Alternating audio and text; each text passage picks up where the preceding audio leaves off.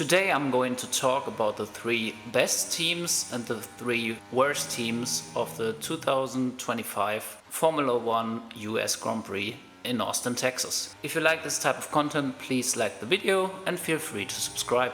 So the teams again are in no particular order, and the first good team I name is Ferrari, who got a good turnaround after Singapore. Some good results in the sprint with P4 and P5, even though they benefited from 4 cars crashing in front of them, but they also got P3 and P4 in the main race without crashes, and they closed in on Mercedes in the constructors for P2. They are only 7 points behind right now, and over the season they were probably the 4th fastest car, but the drivers scored more consistent than in Mercedes and Red Bull, so this is why they're in this position. Red Bull is also one of the better teams of this Grand Prix, and a great part of it is of course Verstappen's total domination around the weekend, the part that right now he's more realistically in the fight for the Drivers' Championship. But also Yuki Tsunoda scored in both races, got 8 points in total, and also Red Bull is still 4th in the championship, but they are only 10 points behind Mercedes in P2. With Verstappen in that form, I think P2 is very much possible. The last good team of the Texas race was Williams. This is a bit of a controversial pick because they got 0 points in the main race, but they got P3 and P6 in the sprint, which adds up to 9 points in total, and this is huge for a midfield team. In comparison, VCAP scored 0 points, Haas got 2, Sauber 4 and Aston Martin only 1 point, and they are comfortable sitting in P5 in the championship. Now we come to the flop 3 teams of Austin, and the first team I name is VCAP, the only team besides Alpine who's more of an F2 team right now, who gained 0 points this weekend. The pace was pretty weak from the start.